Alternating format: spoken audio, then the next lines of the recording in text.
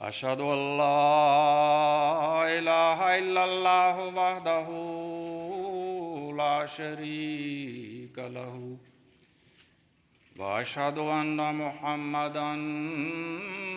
عبده ورسوله أما بعد فأعوذ بالله من الشيطان الرجيم بسم الله الرحمن الرحيم وَلَقَدْ زَيَّنَّا السَّمَاءَ الدُّنْيَا بِمَصَابِيحَ وَجَعَلْنَاهَا رُجُومًا لِلشَّيَاطِينِ۔ محترم صدر مجلس اور معزز سامعین حضرات، خاکسار کو آج جس موضوع پہ کچھ عرض کرنے کا ارشاد ہوا ہے وہ ہے نظام جماعت کی برکات۔ اللہ تعالیٰ قرآن کریم میں اس نظام کائنات کی تخلیق اور اس کے چلنے میں غور و فکر کی دعوت دیتا ہے اور اسے اپنی ہستی کے ثبوت کے طور پہ پیش فرماتا ہے کہ اس پہ بار بار نظر دوڑاؤ۔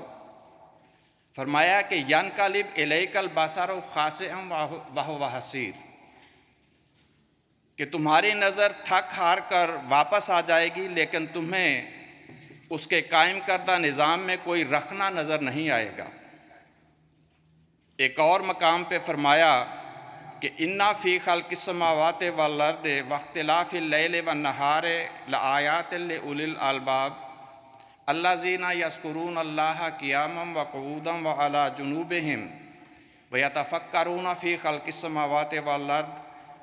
رَبَّنَا مَا خَلَقْتَ هَذَا بَاطِلًا سُبْحَانَكَ فَقِنَا عَذَابَ النَّارِ،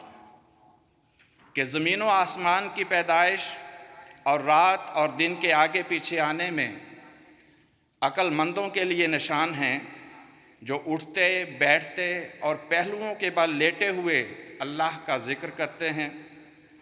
اور زمین و آسمان کی تخلیق اور ان کے ایک نظام کے تحت چلنے پر غور کرتے ہیں تو پکار اٹھتے ہیں کہ اے خدا، تو نے یہ نظام باطل طور پہ پیدا نہیں کیا۔ چنانچہ اس کے بعد ان کا خیال اس جسمانی نظام سے ایک روحانی نظام کی طرف جاتا ہے جس کا سورج نبی اور ستارے اس نبی کے پیروکار ہوتے ہیں، جو دعا کرتے ہیں کہ ربنا اننا سمعنا منادیا ینادی للایمان ان آمنوا بربکم فآمنا، کہ اے ہمارے رب،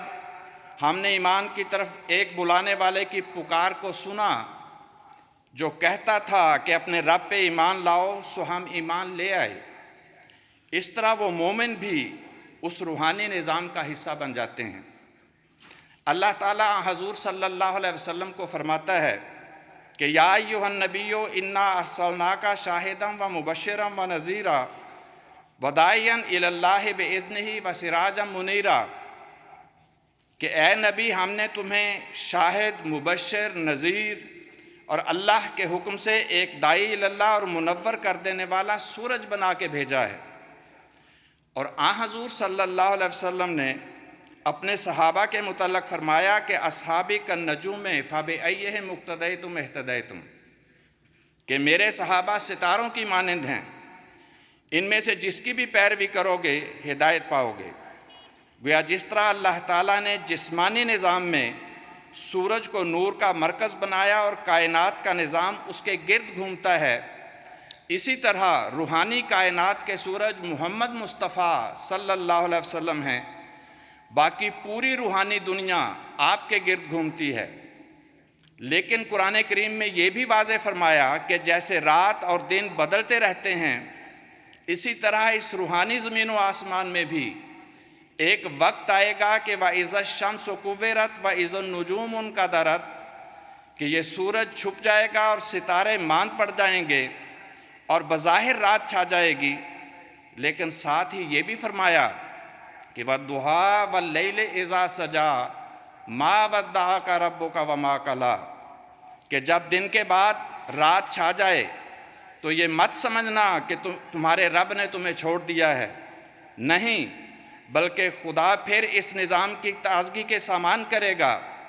اور پھر ایک اور جگہ اللہ نے فرمایا وَاللَّيْلِ إِذَا عَسْعَسَ، کہ جب رات پیٹ پھیر لے گی، وَالصُّبْحِ إِذَا تَنَفَّسَ، اور صبح دوبارہ سانس لینے لگے گی۔ یعنی بقول حضرت مسیح موعود علیہ الصلوۃ والسلام، اسلام کے لیے پھر اس روشنی اور تازگی کا دن آئے گا جو پہلے وقتوں میں آ چکا، اور وہ آفتاب اپنے پورے کمال کے ساتھ پھر چڑھے گا جیسا کہ پہلے چڑھ چکا۔ چنانچہ آخری زمانے کے بارے میں پیش گوئی تھی کہ جب ظلمت اور تاریکی چھا جائے گی تو اللہ تعالیٰ آخرین میں بھی حضور صلی اللہ علیہ وسلم کے ذل اور بروز کو مبعوث فرما کر روحانی طور پر ایک نئی زمین اور نیا آسمان قائم کر دے گا۔ یہ کب ہوگا؟ حضور صلی اللہ علیہ وسلم نے فرمایا کہ اس وقت میری امت بنی اسرائیل کی طرح 73 فرقوں میں تقسیم ہو چکی ہوگی، 72 دوزخی ہوں گے اور صرف ایک ہوگا جو جنت کی برکات کا وارث ہوگا۔ اور یاد رکھنا وحی الجماع، کہ وہ ایک جماعت ہوگی۔ اسی دور کے متعلق فرمایا فَإِن رَأَيْتَ يَوْمَئِذٍ خَلِيفَةَ اللَّهِ فِي الْأَرْضِ فَالْزَمْهُ وَإِن نُهِكَ جِسْمُكَ وَأُخِذَ مَالُكَ، کہ اگر تو اس دن زمین میں اللہ کے خلیفہ کو دیکھے تو اس سے چمٹ جانا،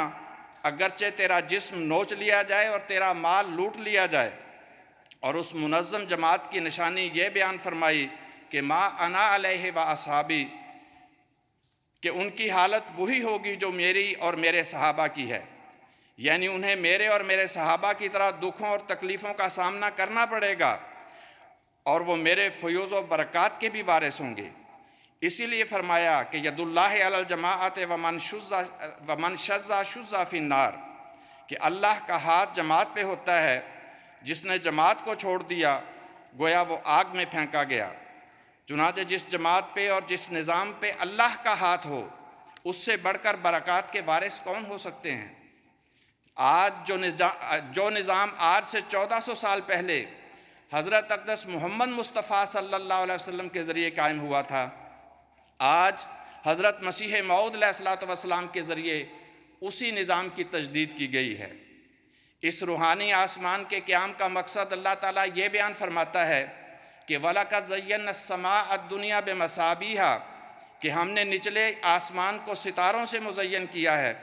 یعنی یہ نظام باقی سب نظاموں سے خوبصورت نظر آئے گا۔ اور دوسرا یہ کہ وَجَعَلْنَاهَا رُجُومًا لِلشَّيَاطِينِ، کہ ہم نے اسے شیطانوں کو مار بھگانے کا ذریعہ بنایا ہے، یعنی اس کے ذریعے دشمن کی طرف سے ہونے والے حملوں کا منہ توڑ جواب دیا جائے گا۔ یہ دراصل روحانی اور مذہبی آسمان کی بات ہو رہی ہے، کیونکہ نبی کی بعثت سے قبل جن اور شیطان قسم کے لوگ روحانی آسمان میں دخل دیتے ہیں اور خدا کی تعلیم پہ حملے کرتے رہتے ہیں، لیکن جب نبی مبعوث ہو جاتا ہے اور ایک جماعت قائم ہو جاتی ہے تو اس نبی کے پیروکار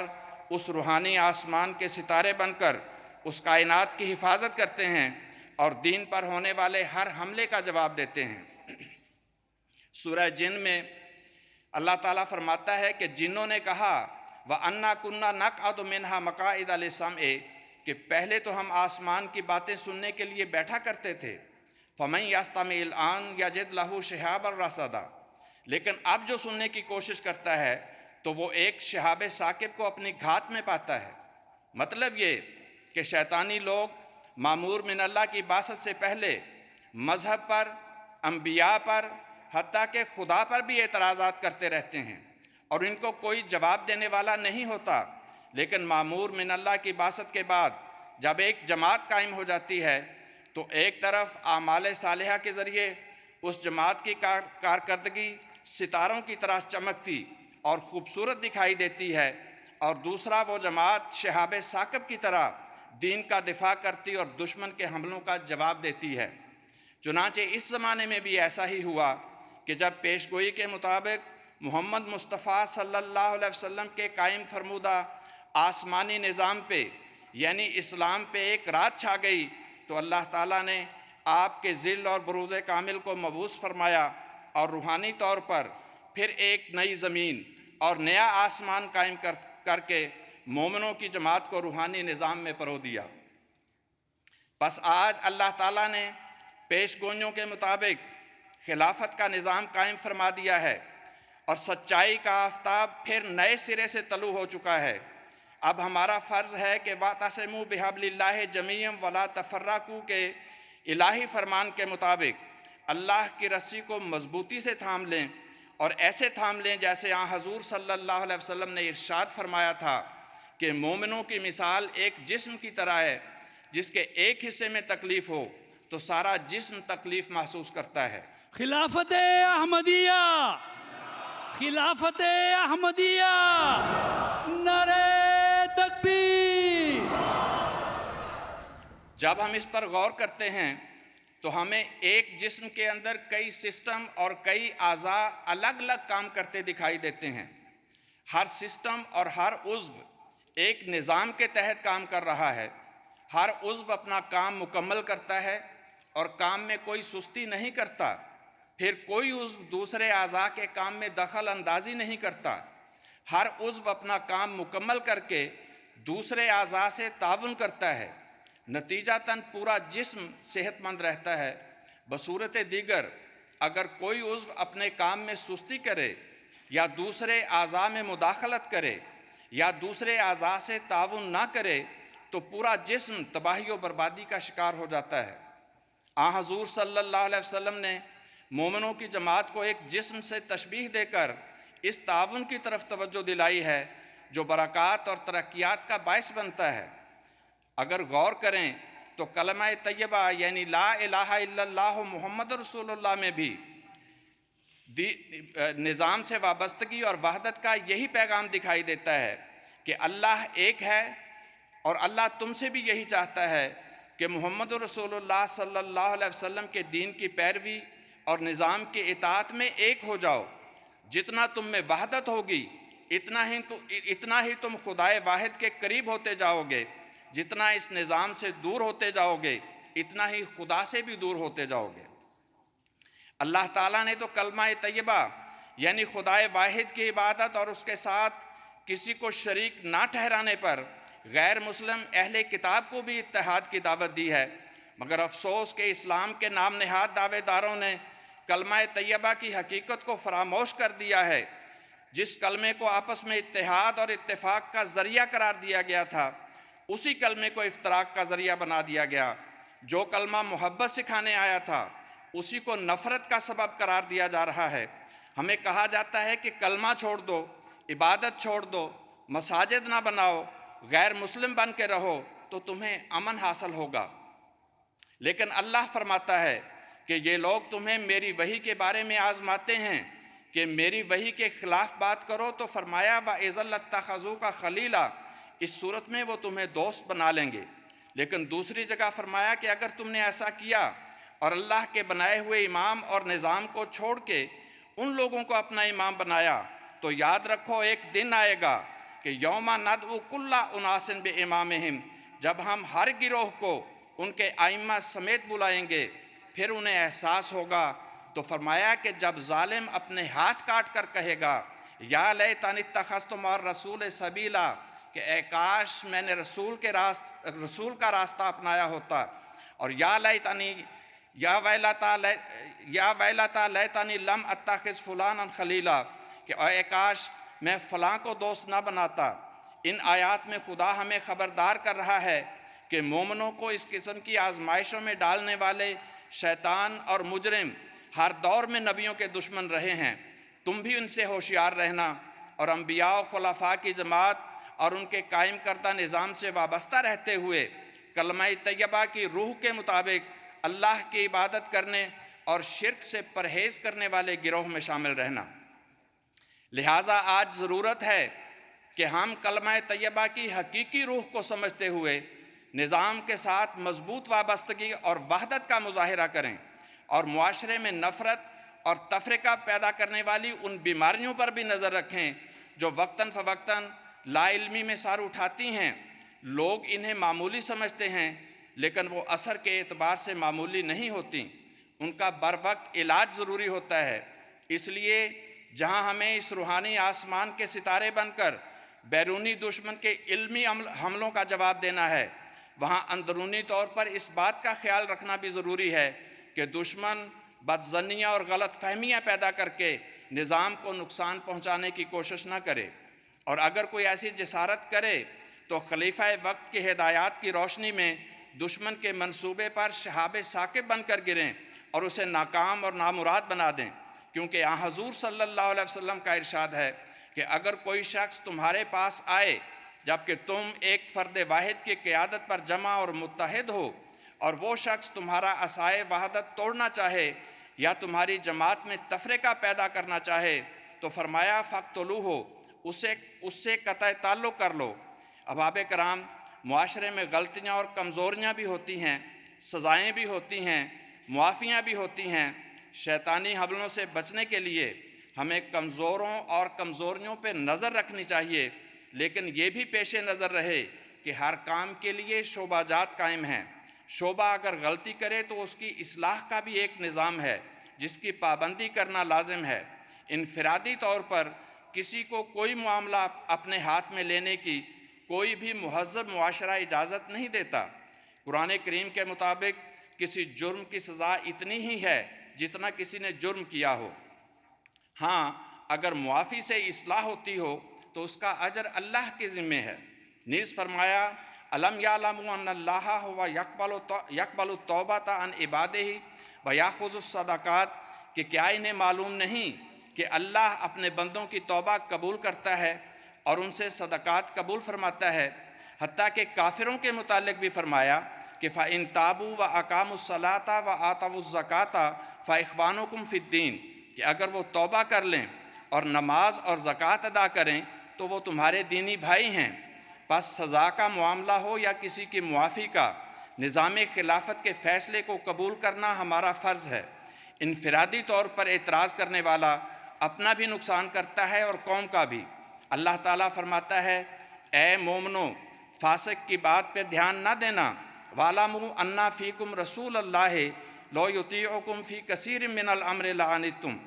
کہ جان لو کہ تم میں اللہ کا رسول موجود ہے، اگر وہ اکثر معاملات میں تمہاری باتیں ماننے لگے تو تم تکلیف میں پڑ جاؤ گے۔ بس جب اللہ کا حکم ہے کہ اللہ کی، اس کے رسول کی اور اولو الامر کی اطاعت کرو، تو ان کے قائم کردہ پورے نظام کی اطاعت میں ہی ہر قسم کی برکت ہے۔ جو اس نظام سے دور جائے گا وہ حضور صلی اللہ علیہ وسلم کے ارشاد کے مطابق گویا آگ میں پھینکا گیا۔ نیز فرمایا کہ جو کوئی جماعت سے الگ ہوا اور اسی حالت میں فوت ہو گیا تو گویا وہ جہالت کی موت مرا۔ حضرت عبادہ بن ولید رضی اللہ عنہ اپنے والد سے روایت کرتے ہیں کہ ہم نے حضور صلی اللہ علیہ وسلم کی اس بات پر بیعت کی کہ ہم سنیں گے اور اطاعت کریں گے، خواہ ہمیں تنگی ہو یا سہولت، پسند ہو یا ناپسند، اور ہم اختیارات کے بارے میں ذمہ دار لوگوں سے جھگڑا نہیں کریں گے، سچ بات کہیں گے اور اللہ کی راہ میں کسی ملامت کرنے والے کی ملامت سے نہیں ڈریں گے۔ یہ حضور صلی اللہ علیہ وسلم کی تعلیم اور آپ کے صحابہ کی نظام سے وابستگی کا نمونہ ہے۔ حضرت مسیح موعود علیہ الصلوۃ والسلام فرماتے ہیں کہ کوئی قوم نہیں کہلا سکتی اور ان میں ملت اور یگانگت کی روح نہیں پھونکی جاتی جب تک وہ فرمانبرداری کے اصول اختیار نہ کرے۔ اگر اختلاف رائے اور پھوٹ رہے تو پھر سمجھ لو کہ یہ ادبار اور تنزل کے نشانات ہیں۔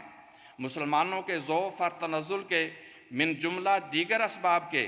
باہم اختلافات اور اندرونی تنازعات بھی ہیں۔ بس اگر اختلاف رائے کو چھوڑ دیں اور ایک کی اطاعت کریں جس کی اطاعت کا اللہ تعالیٰ نے حکم دیا ہے، پھر جس کام کو چاہتے ہیں ہو جاتا ہے۔ پیغمبر خدا صلی اللہ علیہ وسلم کے زمانے میں صحابہ بڑے بڑے اہل رائے تھے، مگر رسول کریم صلی اللہ علیہ وسلم کے حضور ان کا یہ حال تھا کہ جہاں آپ نے کچھ فرمایا اپنی تمام راہوں اور دانشوں کو اس کے سامنے حقیر سمجھا، اسی کو واجب العمل قرار دیا۔ غرض صحابہ کی اسی حالت اور وحدت کی ضرورت اب بھی ہے، کیونکہ اللہ تعالیٰ نے اس جماعت کو جو مسیح موعود کے ہاتھ سے تیار ہو رہی ہے اسی جماعت کے ساتھ شامل کیا ہے جو رسول اللہ صلی اللہ علیہ وسلم نے تیار کی تھی۔ اس لیے تم جو مسیح موعود کی جماعت کہلا کر صحابہ کی جماعت سے ملنے کی آرزو رکھتے ہو، اپنے اندر صحابہ کا رنگ پیدا کرو، اطاعت ہو تو ویسی، باہم اخوت ہو تو ویسی ہو، غرض ہر رنگ میں، ہر صورت میں تم وہی شکل اختیار کرو جو صحابہ کی تھی۔ حضرت مسلم موعود رضی اللہ تعالیٰ عنہ فرماتے ہیں، قرآن جس کو اطاعت کہتا ہے وہ نظام اور ضبط نفس کا نام ہے، یعنی کسی شخص کو یہ حق حاصل نہیں کہ وہ انفرادی آزادی کو قومی مفاد کے مقابلے میں پیش کر سکے۔ یہ ہے ضبط نفس اور یہ ہے نظام۔ تمام گورنمنٹیں جو قانون بناتی ہیں، تمام ملک کی آبادی اس کے ماتحت ہوتی ہے۔ حکومتیں کہتی ہیں کہ فرد بے شک آزاد ہے، مگر اسے ایسی آزادی حاصل نہیں کہ وہ قوم کو نقصان پہنچائے۔ ہم فرد کو زیادہ سے زیادہ آزادی دیں گے، مگر جہاں اس کا فائدہ قوم کے فائدے سے ٹکرا جائے گا ہم اسے آزادی نہیں دیں گے۔ تمام متمدن دنیا کم سے کم اس وقت اس کو صحیح تسلیم کرتی ہے۔ اسی کی طرف قرآن کریم نے 1400 سال پہلے اشارہ فرمایا اور کہا کہ جو نظام اور ضبط نفس کا قائل نہیں وہ اپنے اور اپنی قوم کے لیے ہرگز عزت کا موجب نہیں بن رہا۔ میاں محمد بخش کا شعر ہے کہ فضل تیرے نال لوہے تر دے پھٹیاں دے سنگ رل کے، مندے بھی جنت جان محمد چنگیاں دا لڑ پھڑ کے، کہ لوہا پانی پہ تیر نہیں سکتا، لیکن یہی لوہا جب لکڑی کے تختے کے ساتھ جڑ جائے تو اس لکڑی کے باعث لوہا بھی تیرنے لگتا ہے۔ اسی طرح یہ نظام جماعت کی ہی برکت ہے کہ اس کے ساتھ وابستہ رہنے سے ہم جیسے کمزور اور گناہگار لوگوں کا بیڑا بھی پار ہو جاتا ہے، اور ہم بھی نظام جماعت کی اجتماعی برکتوں سے فیض یاب ہوتے ہیں۔ یہ اس الہی نظام کی ہی برکت ہے کہ خدا نے ہمیں خلافت کی صورت میں وہ لیڈر عطا فرمایا ہے جس کا موازنہ دنیوی لیڈروں سے نہیں کیا جا سکتا، کیونکہ وہ ہم سے محبت کرتا ہے، ہمارے دکھوں کو محسوس کرتا ہے، ہمارے لیے راتوں کو جاگتا ہے اور دعائیں کرتا ہے۔ حضرت خلیفۃ المسیح الخامس ایدہ اللہ تعالیٰ بنصر العزیز فرماتے ہیں کہ کون سا دنیاوی لیڈر ہے جو بیماروں کے لیے دعائیں بھی کرتا ہو؟ کون سا لیڈر ہے جو اپنی قوم کی بچیوں کے رشتوں کے لیے بھی بے چین ہو اور ان کے لیے دعا کرتا ہو؟ کون سا لیڈر ہے جس کو بچوں کی تعلیم کی فکر ہو؟ جماعت احمدیہ کے افراد ہی وہ خوش قسمت ہیں جن کی فکر خلیفہ وقت کو رہتی ہے کہ وہ تعلیم حاصل کریں، ان کی صحت کی فکر خلیفہ وقت کو رہتی ہے۔ نعرہ تکبیر! اسلام احمدیت! حضرت محمد مصطفیٰ غلام احمد کی خلافت احمدیہ، حضرت امیر المومنین حضرت خلیفۃ المسیح الخامس جماعت احمدیہ عالمگیر، نعرہ تکبیر! فرمایا غرض کوئی مسئلہ بھی دنیا میں پھیلے ہوئے احمدیوں کا، چاہے وہ ذاتی ہو یا جماعتی، ایسا نہیں جس پر خلیفہ وقت کی نظر نہ ہو، اس کے حل کے لیے وہ عملی کوشش کے علاوہ اللہ تعالیٰ کے حضور جھکتا نہ ہو، اس سے دعائیں نہ مانگتا ہو۔ میں بھی اور میرے سے پہلے خلفاء بھی یہی کچھ کرتے رہے۔ دنیا کا کوئی ملک نہیں جہاں سونے سے پہلے چشم تصور میں نہ پہنچتا ہوں اور ان کے لیے سوتے وقت بھی اور جاگتے وقت بھی دعا نہ ہو۔ کیا ایسے نظام کا دنیا کے کسی اور نظام سے موازنہ ہو سکتا ہے؟ کیا کسی ملک کے حکمران اپنی عوام کا اس طرح خیال رکھتے ہیں، ان کے لیے اس طرح بے چین ہوتے ہیں؟ ہرگز نہیں۔ یہی وہ چیز ہے جس نے اس روحانی آسمان کو ایسا روشن اور چمکدار اور خوبصورت بنا دیا ہے جس کے سامنے دنیا کی تمام زینتیں بے رونق دکھائی دیتی ہیں۔ نظام جماعت کا حسن یہ ہے کہ اس میں ہر سطح پر افراد جماعت عہدیداروں کی اطاعت کرتے ہیں اور عہدیدار احباب جماعت سے محبت اور ہمدردی کرتے ہیں۔ یہی بات کسی معاشرے میں کامیابی کی ضمانت ہوا کرتی ہے۔ کسی بھی جانب سے کمی یا کوتاہی کا مظاہرہ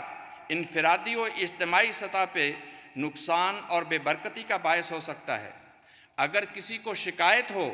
تو نظام میں اس کی رہنمائی موجود ہے، لیکن کسی بھی صورت میں امیر یا کسی عہدیدار کی اطاعت سے روگردانی کی اجازت نہیں ہے۔ حضور صلی اللہ علیہ وسلم نے فرمایا کہ اگر ایک حبشی غلام بھی تم پر امیر مقرر کیا جائے جس کا سر منقہ کے دانے کے برابر ہو تو اس کی بھی اطاعت کرنا لازم ہے۔ حضرت خلیفہ تاہم شکایت ہونے کی صورت میں حضرت خلیفۃ المسیح الخامس ایدہ اللہ تعالی بنصر العزیز فرماتے ہیں کہ اگر نظام جماعت پہ حرف آتے ہوئے دیکھیں تو آپ کے لیے راستہ کھلا ہے، خلیفہ وقت تک بات پہنچائیں، اور مناسب یہ ہے کہ اس عہدیدار کے ذریعے ہی بھجوائیں۔ بغیر نام کے شکایت پر غور نہیں ہوتا۔ اگر اصلاح چاہتے ہیں تو کھل کر سامنے آنا چاہیے، لیکن یاد رکھیں آپ کو یہ قطعاً اجازت نہیں کہ کسی عہدیدار کی نافرمانی کریں۔ اسی طرح حضرت خلیفۃ المسیح رابع رحمہ اللہ تعالی عہدیداران کو بھی احباب جماعت کا خیال رکھنے کی ہدایت کرتے ہوئے فرماتے ہیں کہ انہیں مفوضہ اختیارات کا غلط استعمال نہیں کرنا چاہیے۔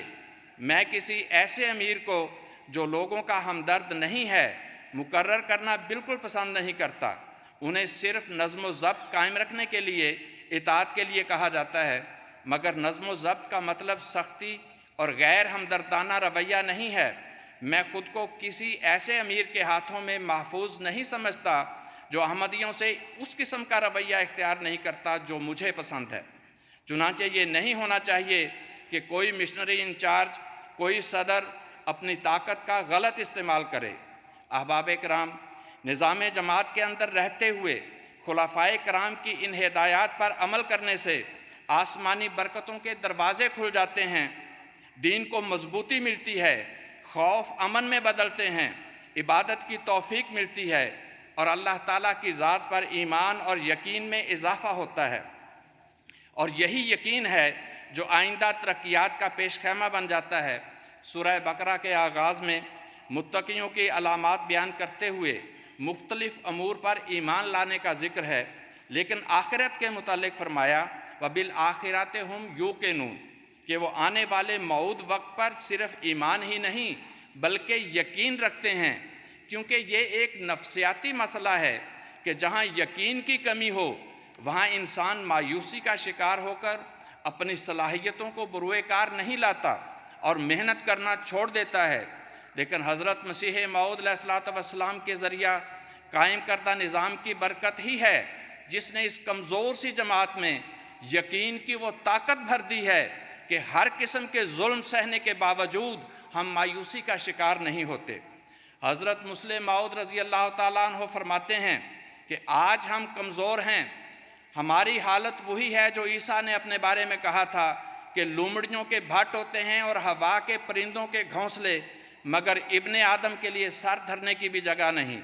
نیز وہی حالت ہے جو حضور صلی اللہ علیہ وسلم اور آپ کے صحابہ کی تھی۔ فرانسیسی مصنف لکھتا ہے کہ میں اپنی قوت واہمہ کے ذریعے 1300 سال پیچھے گیا تو ایک نظارہ میرے سامنے آیا جس نے میرے تعصب کو پاش پاش کر دیا اور میرے نقطہ نگاہ کو بدل دیا۔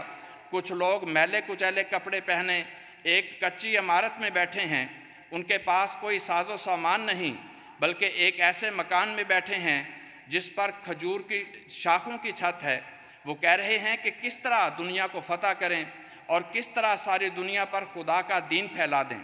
میں نے ان باتوں کو سنا اور پھر تاریخ کے دوسرے صفحات میں دیکھا کہ واقعہ میں چند سال کے بعد انہوں نے دنیا کو فتح کر لیا اور جس دین کو وہ خدا کی طرف سے سمجھتے تھے اسے پھیلا دیا۔ فرمایا بعین ہی یہی کیفیت اس وقت ہماری ہے۔ ہماری جماعت ظاہری لحاظ سے کمزور ترین نہیں بلکہ ایک ہی کمزور جماعت ہے۔ دنیا میں کوئی ایک بھی منظم جماعت جو کام کر رہی ہو ہم سے کمزور نہیں ہے، مگر باوجود اس کے کسی کے ارادے ایسے بلند اور ایسے وسیع نہیں، اور ان میں سے کوئی بھی یہ امید نہیں رکھتی کہ وہ دنیا کے موجودہ نظام کو توڑ کر ایک نیا نظام جاری کرے گی سوائے ہماری جماعت کے۔ عیسائی جو ساری دنیا پر حاوی ہیں محسوس کر رہے ہیں کہ ان کی طاقت ٹوٹ رہی ہے۔ ان کے عقل مند اس بات کو محسوس کر رہے ہیں کہ ان کی طاقت کو کیڑا لگ چکا ہے جو گھن کی طرح اندر ہی اندر اس کو کھائے جا رہا ہے۔ دوسری طاقت مسلمانوں کی ہے، وہ بھی اس امر کو محسوس کر رہے ہیں کہ وہ بہت کمزور ہو چکے ہیں۔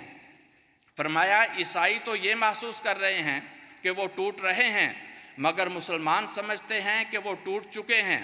اس وقت ایک ہی ایسی جماعت ہے جو کمزوری کے لحاظ سے دنیا میں سب سے گری ہوئی ہے مگر ارادے کے لحاظ سے سب سے بڑی ہوئی ہے۔ اس کی بنیاد یہ ہے کہ خدا تعالیٰ نے حضرت مسیح موعود علیہ الصلوۃ والسلام کے متعلق فرمایا ہے کہ دنیا میں ایک نذیر آیا، دنیا نے اسے قبول نہ کیا، لیکن خدا اسے قبول کرے گا اور بڑے زور آور حملوں سے اس کی سچائی ظاہر کر دے گا۔ یہ ہماری بنیاد ہے، جس کے معنی یہ ہیں کہ ہماری ابتدا ایک شخص ہے، دنیا نے اس کا انکار کیا، مگر کیا وہ ایک ایسا بیج ہے جو دنیا میں بویا گیا اور وہ مٹی میں دب کر مٹ جائے گا اور رویدگی پیدا نہ کرے گا؟ نہیں،